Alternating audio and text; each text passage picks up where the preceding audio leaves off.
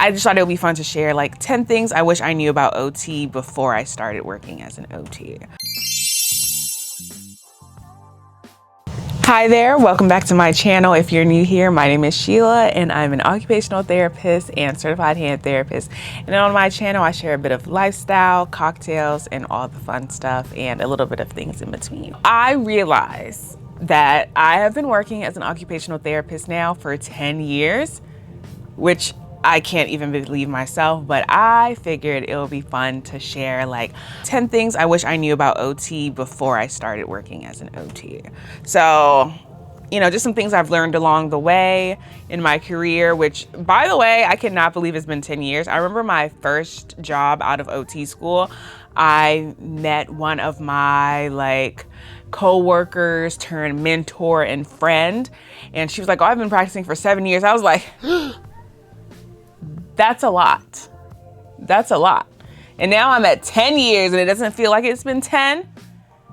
Sometimes it's felt like it's been 20. But you know, I feel like I've learned some things along the way that I figured that I wanted to share. All right, so like I said, I have had a career that has spanned 10 years now.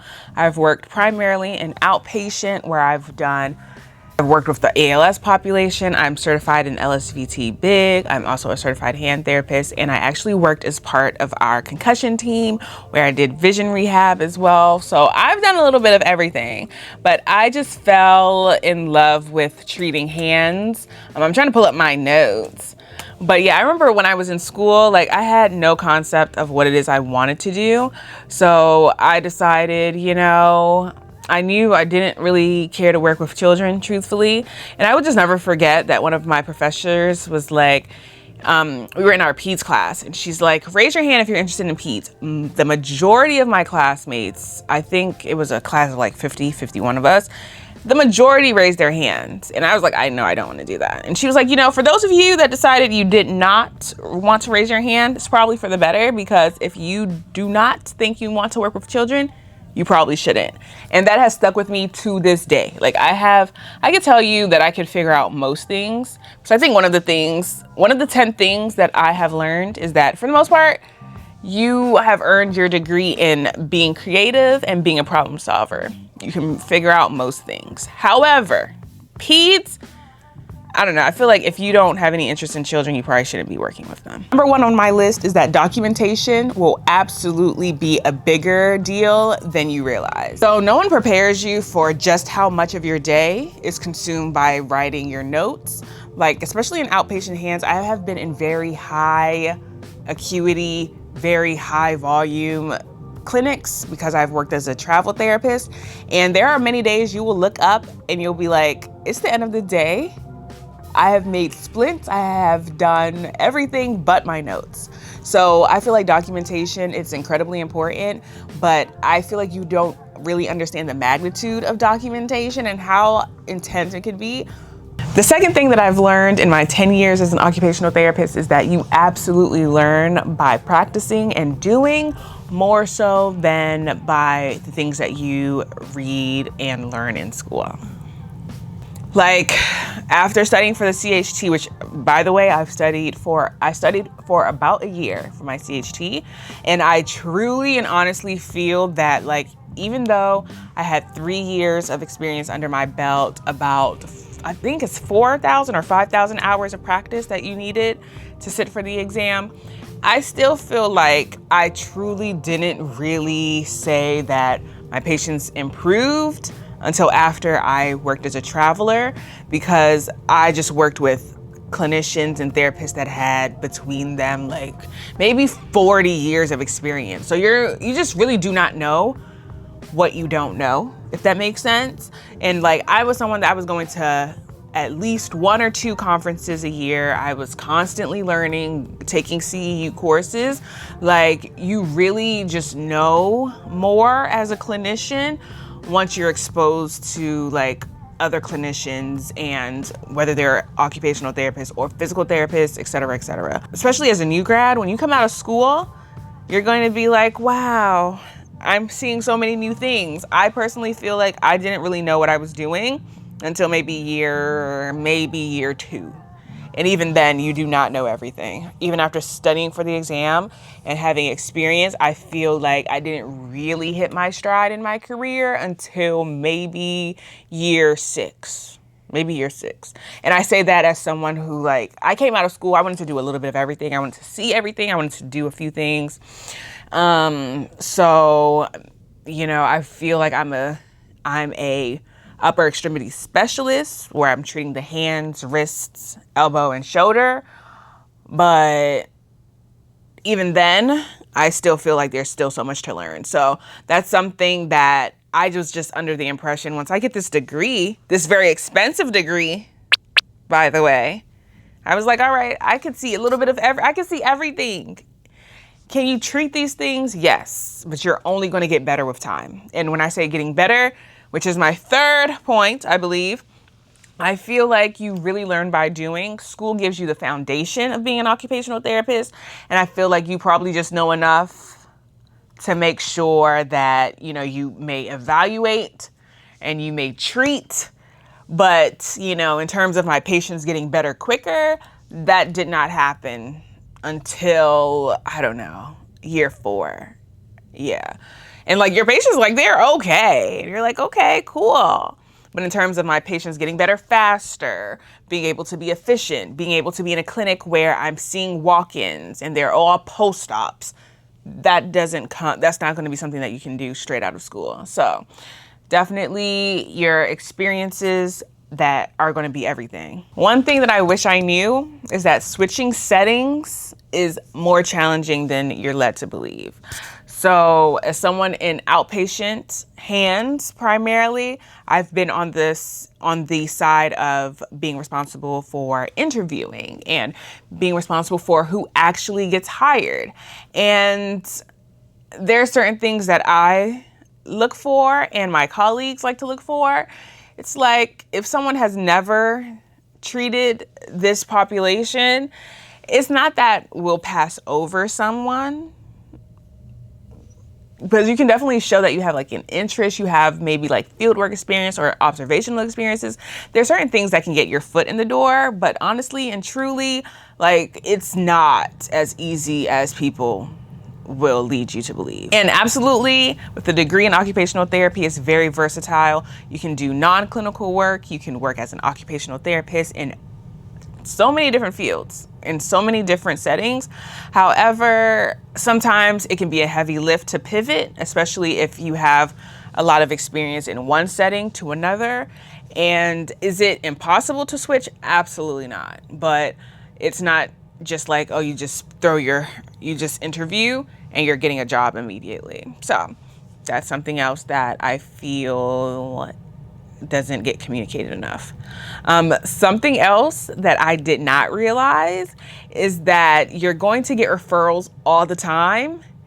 And it's just like, I think OT is kind of the catch-all. And definitely what ends up happening is that you get a lot of referrals and they're like, maybe they have some kind of pain here, or I don't know. You know, it's just like it's like hand pain, shoulder pain, and you have to treat it. So it's a double-edged sword, right? Sometimes it's like kind of exciting to be able to really listen to your client or your patient and figure out like how to get them to their goals to help restore their function, or maybe you're just helping to like develop some compensatory strategies for them. But sometimes, you know, I felt like when I came out of school, it will tell me exactly what I need to do on the referral and what exactly I'm looking at. And that is not the case. It's a lot of detective work, especially in outpatient. And that's something that can be kind of stressful, but at the same time, it's like kind of exciting because truly there are no 2 days that are the same. Yeah, truthfully, your school experience is really only the beginning and it's only the foundation. And I say this as someone who has worked as an adjunct.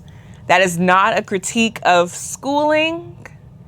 It's just the reality of the situation. So number 5, really told, or I was not prepared for the amount of advocating that I would have to do for the profession. So I have primarily worked in level 1 trauma hospitals in acute care and outpatient clinics that are attached to or level 1 trauma hospitals. So I've seen the gamut of diagnoses. I've seen like, post-op patients. I don't know if it's, especially in acute care, you see a little bit of literally everything. And I was not prepared for just the amount of like education you would have to do about occupational therapy, to families, patients, and even other service providers or even other healthcare professionals. Like there are many times, especially when we're talking about discharge planning, they'll say like, of course this person can go home. PT saw them walk. And it's like, there's so many other things that you need to be able to do that you would need an occupational therapist to help you with. So it's just a lot of education. And I feel like it was day in and day out of being able to explain your value add and how it is that you are an important member of the team. So that's something that you should absolutely be prepared for. And next, I don't think it's explained enough about how to protect yourself from burnout, because burnout is very real. I think in the literature, I think the average amount of years that someone works as an occupational therapist is 7 years. And that's pretty short relative to the amount of time people typically work. So burnout is very real as an occupational therapist because it is a very demanding career, whether it's physical, emotional, and I don't think it's communicated enough just how much emotional labor this job requires. And I feel like, especially in my first couple of years of practice, I would clock out on Friday and I would still be stressed over the weekend because I'm like, ooh, I hope I did this right. I hope I explained that right, And like some people, especially now that I'm in a desk-based non-clinical job, I could easily show up one day, like maybe not feel well. And especially if it's like a downtime, when things are more chill, I can definitely say, I could probably power through today and I'll be all right. And like, truthfully, I can do the majority of my job from home. So, I'm like, all right, cool. Like that kind of changes things up a bit, but I feel like from the time you enter the clinic, and sometimes even like your first couple of years, you're probably staying late or coming in early, whether it's to review charts, to finish up documentation, to do case management, which I did not realize how much case management is involved, especially now that people are coming to us, like we see them very frequently, right? And they're not seeing their primary physicians. So if they tell me, something seems off to me, I have to message their doctor. I have to encourage them to reach out to their doctor. So it's a lot of coordinating. It's like you have 30 minutes in some clinics to see this person and manage these things. And you're just like, wow, like, and you have to listen to them and, actually problem solve what's going on. And it's a lot. It's a lot. And you have to have compassion. You have to sometimes people will come and dump on me and I'm like, you have to really show up for them from 7 o'clock when I'm seeing my first patient until the end of my day. And I probably might have had 30 minutes to eat, right? Or even decompress. So it's a very demanding job. And I would sit here and I'd be listening to my patient. I'm like, I'm trying to lend an ear to them. And I'm like, who's going to listen to me? Like, actually, I have my own issues. So it's just kind of like, I think we can do a better job at preparing our students or like young therapists. Like, these are things that you should look out for. I am so determined to get this video out. Like, the sun has set. I ended up taking a phone call, but yeah. All right. So what also becomes very important is just being like, just having humility in your clinical practice, because I feel like I have learned so much from my patients. And even though, you have the skills to help get people back to, their prior level of function or whatever, what have you, Like, I learned so much from my patients where it's like, you know, sometimes they're like, I come to you because you're the expert. Right. Maybe I'm the expert in rehab, but like they know what their housing situation or like how the layout is and what works best for their life. You know what I mean? So, and just even different ideas of, you know, maybe again, going back to that creative thinking and thinking critically, sometimes there are some things that are not in a textbook, but I just learned so much from my patients. And I feel like they teach me more than any textbook at times. I don't even know what number I'm on, but self-care in this field is so important. It kind of goes back to when I was talking about burnout. Like, you absolutely need to find ways to fill your cup because, again, you're working 8-hour days, you're seeing multiple patients, and oftentimes without a break. It is very easy for you to recognize that you are being like overworked, you're doing a lot, and you cannot pour from an empty cup. And so overall, 10 years in healthcare, particularly occupational therapy, goes by so quickly. I have a lot more OT content, including my video about becoming a travel therapist in comparison to being a staff therapist. So make sure you check that video out. And hopefully, if you are a new grad or in occupational therapy school, I hope that you walk away with something that has been useful. And if you have been a seasoned therapist and you've been doing this for as long as I have or even longer, cheers, because we've earned it. Thanks for watching. Catch you in the next video.